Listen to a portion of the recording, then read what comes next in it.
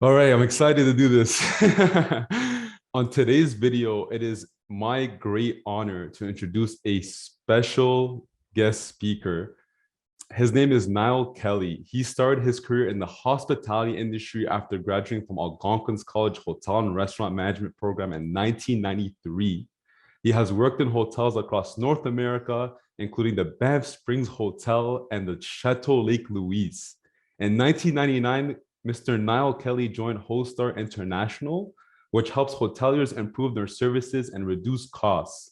That job involved him in more than 20 hotel openings, I know, crazy, across North America and Asia.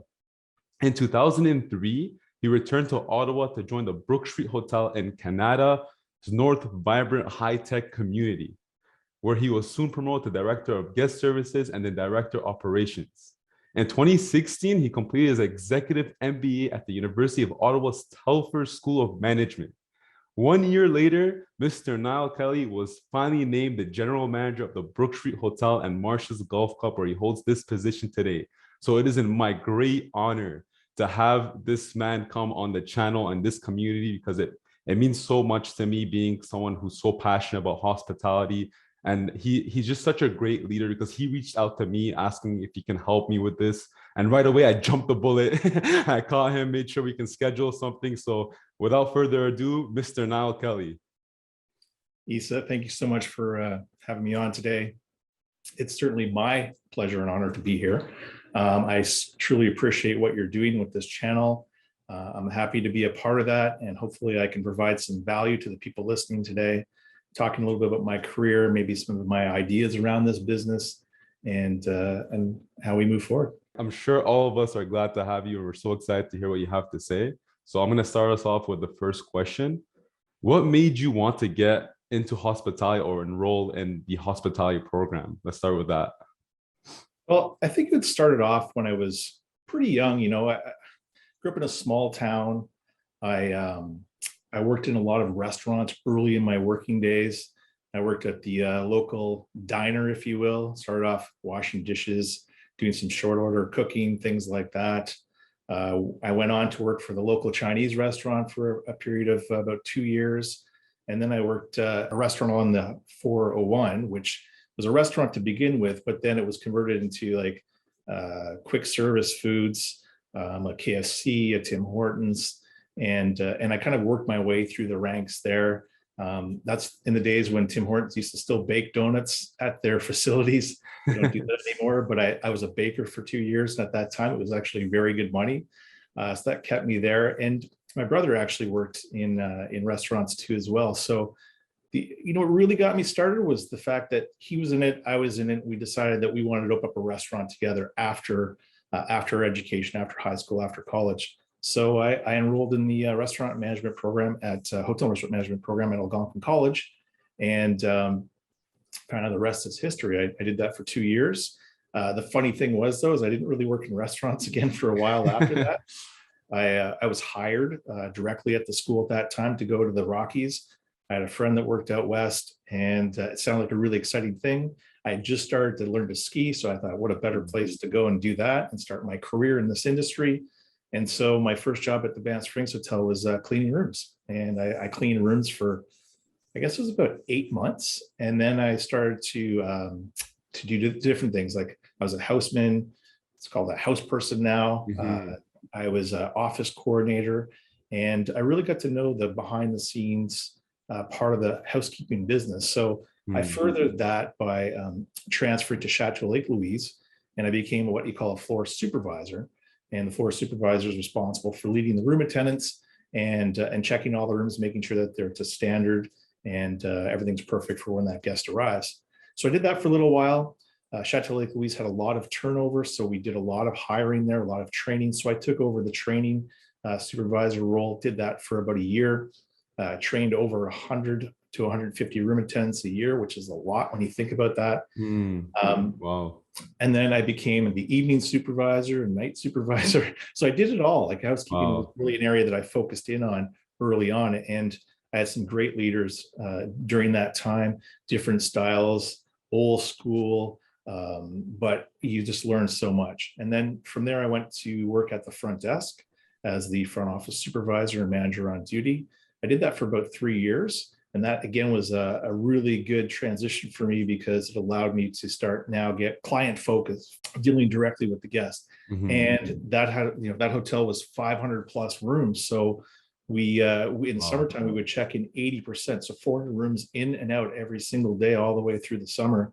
So it was a busy place. And I learned so much doing that, and just, dealing with all the things that go with that part of the business, focusing on the service, the experience, but also some of the challenges. And I certainly think that helped me grow quickly, and not become hardened, I don't want to say, but, just a little tougher, right? To be able to deal with those really difficult situations and work through them. So I did that for a while. And then I transferred to sales, and I was sales coordinator, senior sales coordinator for a period of time. So I kind of rounded off my rooms division experience. And then an opportunity presented itself in Seattle to work for a company that they were very innovative. They taught hotels how to work more efficiently, reducing labor costs, reducing the amount of linens that you need to keep in stock. And they also helped, hotels do and set up their training programs for housekeeping. So I was back in housekeeping a little bit in that position. But it allowed me to travel the world at that point, right? So I the very first hotel I helped open was the Paris Las Vegas, which is a 3,000 room hotel in Las Vegas.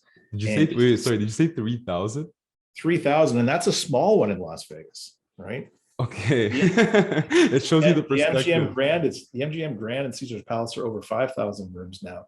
So again, to see things at that scale and experience that. And then I spent a lot of time in Orlando, spent a lot of time in Phoenix helping to open hotels. And I, again, opened over 20 hotels in about 4 years.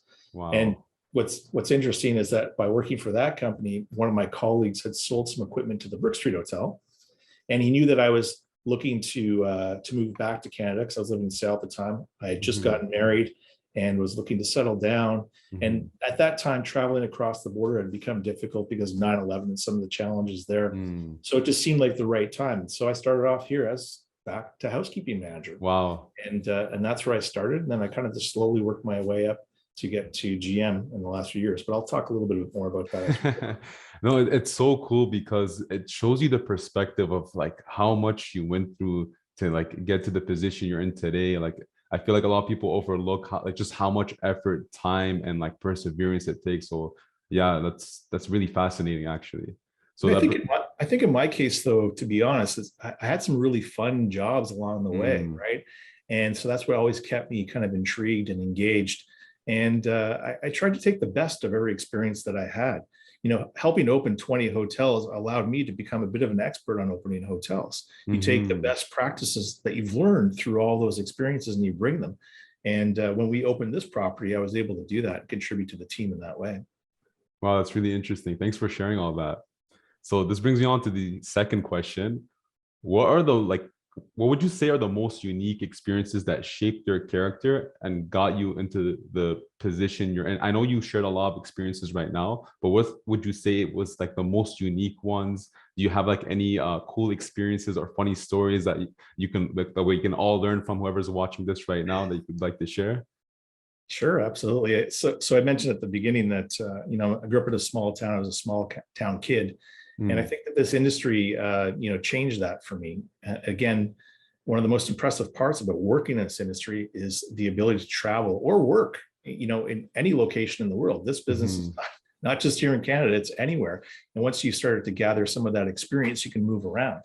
I was able to, when I'm working with Fairmont Hotels, get to over 15 to 20 of their properties, everything from the Chateau Lake here in Ottawa to the Royal York in Toronto, all the way to the Fairmont Keilani. So I got to experience all these different places.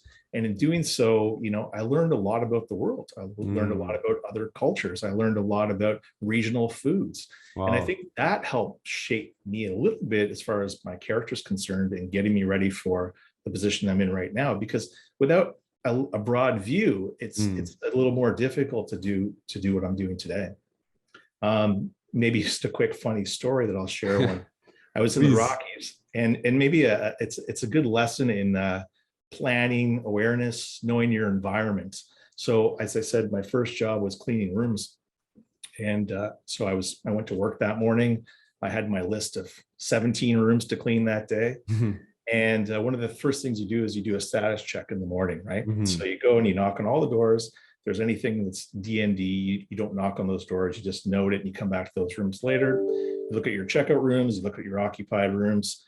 And some days it just made sense to clean occupieds first because people were still checked in the room. So Mhm. I did my status check, everything was great. I go into my first room, and as a room attendant, you have to be very efficient. Again, cleaning 17 rooms a day is difficult. So what you would typically do is you would circle the room and you would pick Mhm. up any trash or anything like that. And so I did my round, picked up my trash, threw it in the garbage. And then I went over to the bed, I grabbed the sheets and the bedding and I pulled it off the bed, and there was someone in the bed. Oh. And so I panicked. This was one of my Oh first my panic moments goodness. in this industry, and the person didn't move. They were clothed. They had like nighttime clothes on, and so I literally took the sheets and the blanket, threw it up into the air, and before it landed on them, I was out the door. You I told my disappeared quick. supervisor about it. There was no complaints. I'm Okay. not sure that the person even woke up, but I mean, Oh maybe from wow. a life lesson is, again, really being aware of your environment That's before you crazy. act and work in the preparation side of things. That's so funny. Yeah, it Did was. you feel embarrassed? Like, or did the person not like even notice you were there? They didn't notice I was there, or Wow. they were scared and didn't It move. pretended that. I'm If not, it was me, I would probably pretended to keep yeah, I'm sleeping. not really sure. There was no complaints, Hmm. and Wow. I panicked. I froze for a half second. The adrenaline started to go, Wow. and But you but thought quick on your feet. Like you just right yeah. away through it, and then you kind of like a magician, and you just Well, disappeared. I had pretty good sheet and blanket experience then Mm, for flipping them up. So that's it so was almost funny. like I reset their bed for them. Thanks for sharing that. That was really interesting. This is not public, right? I'm kidding. This is going to the world. Hopefully, millions of people can see this. So, my next question for you is if you were to go back 20 years ago to Nyle Kelly's personality then, what are the top three qualities that you were lacking that you now cherish because of hospitality? I think, I was an introvert, I think, to start off. I was Really? That's fairly interesting. shy and quiet. And I think that's where, I think that's where my core still is, but I'm able Mm, to adjust to the situation wow. I'm in now. So I I I, I think I would just maybe lacked a little bit of confidence. And over time and just, doing the different jobs that I have done over the years, I think I Mhm, was able to build my confidence and take more risks. I think I would mhm, have been shy early in my career to take risk. And if you don't take risks in your career, you won't necessarily advance at the speed that you would if you do take some risk. Obviously, mm, you're not taking risk without some calculation, but mhm, take a chance, do something to maybe make a difference or drive the organization forward. I think that business acumen, early in my career, I learned a lot about the operational side, but maybe, continue to focus on Excel skills, the financial training, the overall business acumen, really truly understanding the financial part of a business mm, and strategic thinking. Again, when you're in operations, mhm, it's very, I would say it's reactive, but it is at times. It can be, obviously working in food and beverage. If mhm. 40 people show up, all of a sudden you have to deal with it, right? Yeah. But if you are proactive, you'll be ready to deal for those things when Mhm, they do happen. But I think that for me, the strategic thinking, the looking long-term vision, the planning, that was mm. something that I developed, maybe that I was lacking early in my career that I've been able to work on to get to this point, right? And certainly doing an MBA helped Okay. in that regard. Always kind of driving to learn more and grow, Okay. So Yeah. risk taking, strategic thinking, and just being proactive. Yes, absolutely. Perfect. It's crazy that you said you started introverted because I actually felt the same starting my career in the beginning because I didn't know I was gonna go into this career until I don't know if you know this about me. So I studied HK Human Kinetics the first year of my university, and Yes. then I went to Dubai to help my father open his restaurant, and that's when I kind of like really went out of my comfort zone, spoke to so many people. I helped them manage like the front of the house, and that's what made me like love hospitality and like cherish those those valuable times. So to start like introvert and then to see like, oh wow, there's this other side of me that like I can, I guess, reveal and find in that career. That's what was so valuable to me. Can you relate to that? Yeah, absolutely. Yeah. And I think that for me, I kind of fall in the middle. Like I've done the, Mhm. personality styles inventories and some of those questionnaires over the years, and I'm very close. But I think that my Mm. natural state, and when you look at introversion and extroversion, it's about where you get your energy from too, as well. What charges you up? Does Mm. being in a crowded room, talking to people charge you up, or does maybe reading a book and being quiet charge you Mm. up? And I would say that I still probably lean to the introverted side, but I can be extroverted when I need Well, or you want. do a very good job at being extrovert. Let me tell you that. Okay, well, thank you very much. So my next question for you is actually, what does work culture mean to you? And how do you develop such a warm, welcoming, non-toxic environment for your employees to come to work and just be themselves and flourish? Yeah, our mission, vision, and values have always been built around the individual, the identity of the Mm. individual, allowing people to bring their own personality to the workplace. Not trying to suppress that or make robots out of people, if you will. We like Mhm. people to show their own personality. Obviously, we have standards and service standards and things like that we want to put in place, but we want people to be themselves when they're at work, because that's Mhm. when you feel the most comfortable in your environment. You're going to perform at the highest level when you feel comfortable in your environment. So we've always built everything around that. The saying "Be you, be Brookstreet," right? Mhm. That's what we want, and our Spicer values are built around that too. Cool. Thank you. Thanks for sharing that. So my next question for you is, how is it to be in a position where everyone reports to you and you have the final say on decisions? It's an interesting question, and I think that from most people's perspective, they think that I make a lot of decisions at the end of the day. But the reality is I don't make that many decisions, Mm. because I lead a team. I want Mhm. people to feel empowered. I want them to feel autonomy in their roles. Mm. And I want them to feel like they are contributing to the final decision too, as well.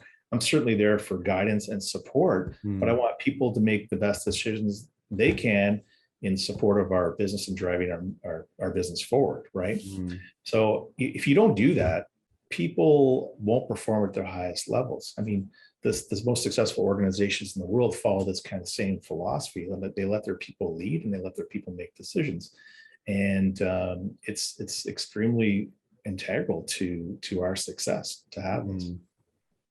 Wow. Yeah, I never thought about it like that, but now that I'm thinking about it, it does make sense to like, I guess, be that leader and just kind of lean on the people that you work with and just give them the final say and have trust in your employees, and it empowers them that way as well, I guess. I think that a lot of times people sometimes want me to make that final decision or final call, and there are times that I will do that. Mm. But I think when someone typically comes up to me and asks me a question, or what decision do we want to make, I spin it back. I I like want that. them to make that decision, right? Oh. And again, that helps them grow their confidence and their Mm. experience in making decisions and leading the business forward. I like that. Would you say you do the same method for raising your kids? Absolutely. Yeah, Wow. absolutely. Yeah. Wow. Because again, you want buy-in. You Hmm. want people to do something because they think it's a good idea as well. For Right? sure. I They love support that. it. I love that. Yeah. If you just come into a room and you tell everybody what to do, they'll do it. But Hmm. will they have passion for it? Will they Hmm. really want to do it? Will they do it again next time? It's a balance. You also don't want Hmm. people to feel like they're not supported either. So you have to kind of work through those conversations. Wow. I think you just shared a very valuable lesson with the world right now with everyone. So I hope everyone can take that. Thank you for sharing that. Yeah, my pleasure. So my next question for you, if you were to give one advice, what advice do you have for young people such as myself that are so passionate about the industry and strive to be in a position such as yours in such a time like this with everything going on, especially with COVID, obviously? Yeah, post COVID, it's a little bit of a different world, but I don't think a lot changes when it comes to um, driving yourself forward in this business. Mm. People are going to say work hard. Well, working hard, but still finding life balance is important, right? Mhm. I think being dedicated and passionate to what you do and expressing that is extremely important. I think that sharing your desired state of where you want to be and what you want to do in an organization is extremely important. I would say Mm. that that's part of the reason I've had success over the years.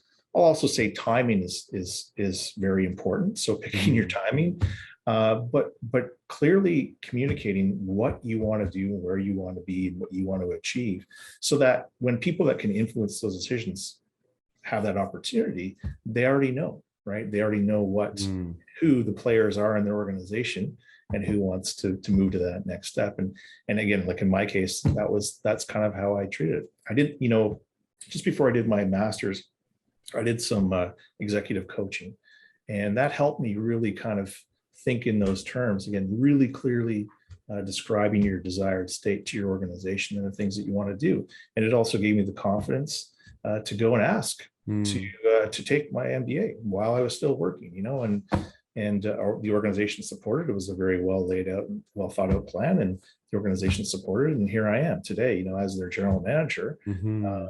still working in the best interest of the organization. Wow, you know what? I completely agree with you because in my past, whenever I worked for someone and I told them what my goals were and what I want like from the company and what my expectations are from them and for myself, that's when I actually saw positive changes happen because then it gives an understanding to your leader to kind of guide you in the right path towards your goals. So I 100. remember even like when I wanted to leave my previous company, I told them that because I knew that these people had the best interest in mind for me, and they actually helped me get to my next destination because of these goals I have. So yeah, That's right. I can see where you're coming from for sure. Yeah, it's 100% correct. And they can also be open and honest with you that maybe your expectations are not achievable in that Mhm. organization, right? And help you move on or launch to the next step. Or they are, and then great. It's perfect. It's set up for the next scene. Yeah, I'll share one example from my story. I remember when I applied for the Marriott Voyager program, I was already working with the Delta from in downtown, and I told my managers that I'm applying to that program, and they actually helped me interview for that. They gave me like resources on what to like study. Like they told me like step by like they literally sat me down and it actually helped me land a very good position. I ended up getting like a position at the Ritz-Carlton in Toronto and as Right. an MIT, so management in training. But unfortunately, COVID terminated that. But still, that experience in itself was really nice, and it's very nice to know that someone else is able to help you and support you in your community, right? Well, they saw your passion for the industry and they Yeah, had an opportunity to help you. exactly. Yeah. So my next question for you: where do you see the future of this industry heading, and how has this industry already changed since you started? And what are the things to keep in mind going forward for this hospitality industry? Tough Well, question. Yeah, that's it's a a big that's a question. bit, it's a big question. And it's an interesting question, especially given the timing of where we're at with COVID and coming out of COVID. Um, Clearly, safety will be at the forefront of the guest experience moving into the near future and the distant future. I believe people Mm. are going to want to feel very safe in their environments. So that whole new focus on additional cleaning and all the different things that we do to provide a safe environment for people, that's going to still be one of the number one priorities. And but pre-COVID, if you walked into a hotel and your room was dirty, you didn't feel as comfortable or safe. So that hasn't really changed. It's just that it's a much more enhanced level of cleaning and sanitation of hotels. Um, the millennials still kind of taking over the main Mhm. customer base. Uh, Mhm. I think that those experiential experiences will be still extremely important. So unique, providing uh, unique activities, unique restaurant experiences, all Mm. those things, because that's really important to that segment of our customers. So staying on experiential. Technology will be huge as we move forward. We've already seen it with more movement towards keyless entry and skipping the front desk and all those things, those conveniences for the Mhm. guests, the convenience once they're inside the room, making that room feel like they're at home. Very, very important. So technology is going to be a massive trend, if you will, moving forward. And I think it all simply, though, goes back to, and this has always been this way and will continue to be this way, is, superior service. It's still going to be the most important part of our industry. There's amazing guest experiences. It's created through our teams and our staff. And, that's still our number one asset in this business, is the people that we hire, the people that we empower, the people that we grow to provide those sensational experiences to our guests. So I think that'll be the one constant all the way through this is service. No, it's great to hear such insight from you to have this hope for the industry in the future, because the last 2 years was very, very tough for people that had to make decisions to unfortunately leave this industry, right? Yeah. So yeah, it's been a challenge, but we're looking forward, and we've learned so much in the last few years, and we're taking what we've learned to grow and provide a better experience for our guests and our teams, right? Our teams are safer too. For sure, I completely agree. So my next question is it's my personal question to you. Personally, if someone were to ask me what is the biggest accomplishment in my career so far, I would say it's the perseverance that I have to survive in this demanding industry, and how much we're required to work and struggle, and how like I decide to take a harder path, because in the past I decided to reject a permanent position in the government, which seemed like the gold mine to my family, in which they were shocked and surprised with my decision. So can you also relate to this trait of perseverance, and I guess where I'm coming from with this? Yeah, absolutely. This industry, while it's a lot of fun, and you, like I said before, you get to travel a lot, you get to do lots of things. It is not an easy industry. It's not an easy path, but there are so many rewards as you work through it, and if you stay focused and stay driven, but you do have to have a certain level of perseverance to do that. Also commitment to it as well. And for me, maybe just to speak about maybe one of my biggest accomplishments was taking that risk to get into this, jumping in my car and driving 4 days to Banff, Alberta, and really starting to push myself out of my comfort zone and doing that. So I look at just always taking more risk and challenging myself, Well, you drove from here to Banff, Alberta? Yeah, 4 days in the car. Wow, my mom tried to get me to do that when I moved to British Columbia, but I was like, there's no way. I flew, so good for you. Okay, so what values do you cherish as a person outside of your job, and how do you maintain that work-life balance in such a demanding industry? It's a good question. And I think for me, just being genuine and loyal, those are attributes I like in people. I want people to be real at the end of the day. I don't want the fluff, if you will. I want people to speak openly and honestly, and that's extremely important to me. How I find work-life balance, it's not always easy. I'll be honest. It can be challenging, but one of the things that I do is we schedule time in our family calendar to make sure that we're doing certain things. So it's almost military style managed, right? You just have to carve out the time and do those things, and that's where you find the balance. Unplugging, you have to unplug every now and then. When you go on a week vacation, don't take your phone, turn it off, and those are kind of things I try to find for life balance. But I've got a very active social life, as busy a professional life, so I'm so glad to hear that. yeah. So I do find time for both.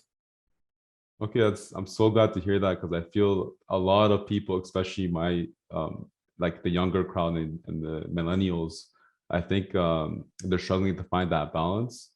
I would personally say that your generation is more tougher in terms of like in the work industry, being able to like roll the punches and put up with a lot of problems and issues. Where like we're living in a time where we're very sensitive to problems now. So yeah, I guess 30 years ago it was different, right? Yeah. When I first jumped in this industry almost 30 years ago, the work culture was very, very different at that time too. And so It has changed, but we evolve and grow as humans and as Mm, businesses and as people, and you have to recognize the needs of staff, the needs of teams, the needs of guests. It is different, and if you don't recognize it, you're going to fall behind. wow. So going back to your point on genuine realness and honesty, can you please elaborate and expand on those points on what you really mean? I think it's again because we're in such a high trust environment. Mm, We need to rely on the people that we work closely with to do the things they need to do, to support each other, to just to get you through some of those days where it's difficult, it's challenging, mm, and you want to know that the people around you are genuine in what they say. They will follow through on their commitments. You're able to build trust because again, it is a high, fast-paced environment, and you need to trust the people that are around you to support you, and vice versa for you to support them. So just following through on your commitments. That's really kind of the mm. main key point in that. Good advice. Thank you for that.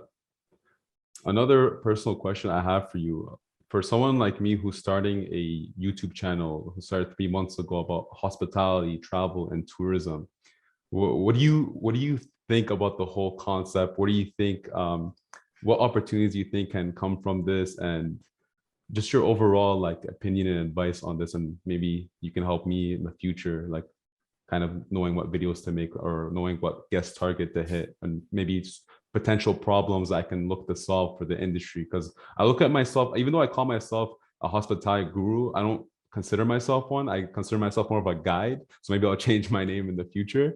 So yeah, what's a way like myself can be a guide and a leader to people watching this? I think it depends on your audience, right? Who you're targeting those specific videos for. I really love what you did on your first few videos, sharing your experiences from school. That will certainly help someone who's Mm, trying to decide whether to get in this industry or not. What to expect, if you will. And I mm, thought you did a great job at really highlighting the amazing parts of this business and the amazing parts of going to school and the things that you learn. I think for the future, if you want it to be a more well-rounded channel with different themes and topics, I think you need to continue to reach out to people that specialize in specific areas. mm. And whether it's sales and marketing, or if it's rooms division, or if it's food and beverage, start to lean on some of those people that have been doing it for a long time to share maybe some of their experiences and insight.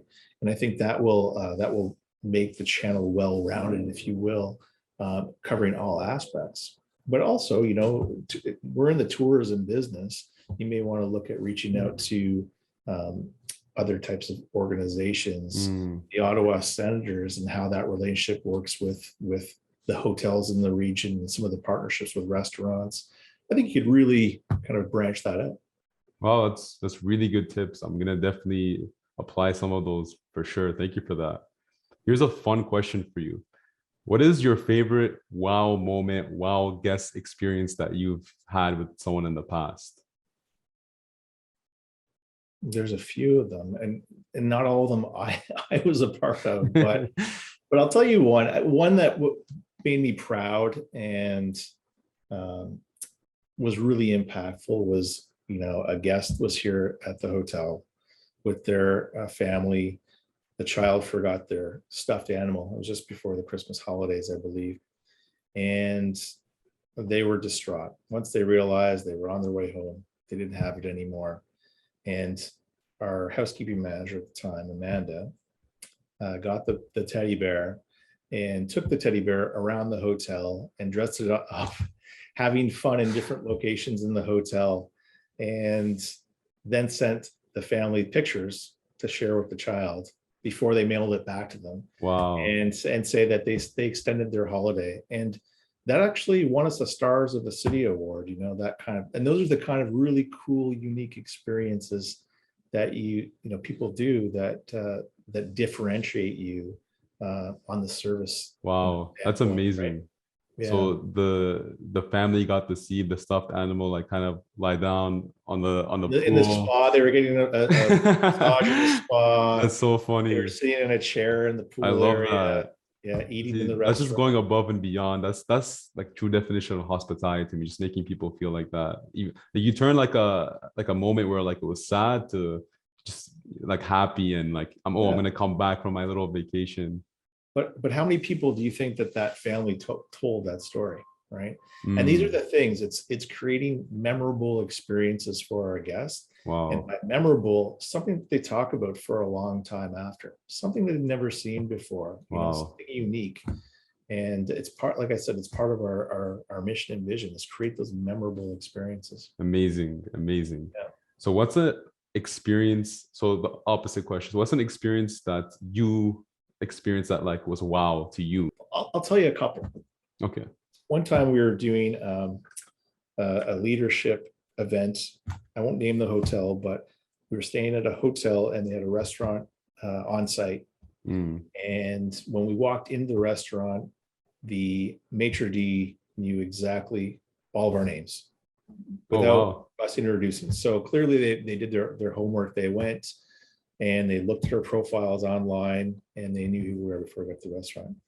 We had the meal, and at the end of the meal, they brought us a round of Calvados, and they picked the Calvados based on the region that Patrice grew up in, based off of his bio.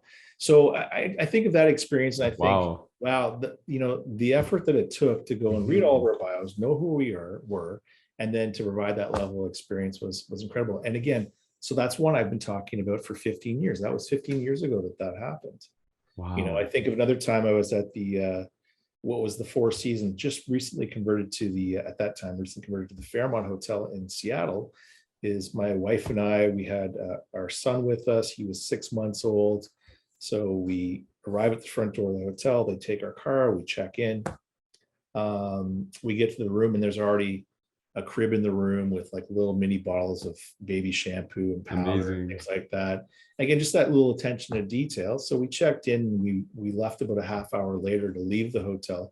As we walked through the lobby, more than 3 or 4 people said, have a nice, afternoon, Mr. and Mrs. Kelly. Well, and I was kind of amazed at how they remembered our names, to Wow. that level of degree when they were people that we didn't interact with. And it's those moments that really that are memorable. Again, you walk away and you always remember that experience. Amazing. I agree. Remembering someone's name, a guest's name, they really cherish that. Yes, yeah. And our front desk team here do a great job at that. Yeah. So my last question for you for this interview is, with a lot of changes going on in the world in the next 30 years, what would your advice be to what type of skill sets would we need to acquire or adapt to survive in this industry? Well, I think that this industry is really good at service training and operational training. Mm, I think that maybe where there's maybe more focus could be placed in the future and will help people grow and grow to executive level type positions would be to focus on the strategy, the financial side of the business, and understanding that part. I think that mm, for me, that was probably one of the keys to my success was getting and having an interest in learning more of that, but also getting some education in that area to help me continue to grow. I think, initially, the basic stuff is great for understanding the financials, but then really digging in deeper mm. to help understand the full business acumen of the business. I think I know where you're coming from, Yeah, like cost control and like revenue management and kind of yeah. diving Or, deep into. but I'm talking about asset management and Mm, acquisitions and things like that. I see. Understanding how the banking side of it works, I and see. again, all those things to fully understand. If you were to walk out the door that day and buy your own hotel and start it up from scratch, what would you need to know, right? And again, I think operationally we're great. We are, all. Mm, I would say that a lot of my excellent service training came from my roots, my Fairmont and Chateau Lake Louise and Banff Springs days. That organization was incredible at doing service training, uh, leadership training, mhm. all those types of things. But maybe just more focus on the business side of it, right? Perfect. Well, that Yeah. comes to the end of this interview. I just wanted to thank you for all your time, support, and effort just coming along on this interview. Just, you committing 45 minutes of your time to do this, it means the world to people like me and other people watching this. And it really is going to push me to keep doing videos and creating content to inspire and change people's lives positively. So thank you for contributing to that today. I really appreciate it now. It's my absolute pleasure. I mean, I'm really pleased to have you on board our team, such a passionate individual. And anytime you want a voice or need someone to come on the channel, let me know. I'm happy to oblige. Thank you so much now. Yeah. I Thanks for appreciate having it. me today. Okay, thank you. Take care.